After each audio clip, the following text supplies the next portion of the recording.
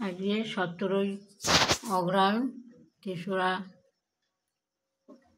December. ভববন্ধুর ব্রহ্মময়ী মন্দিরে উপাসনা শুরু হচ্ছে।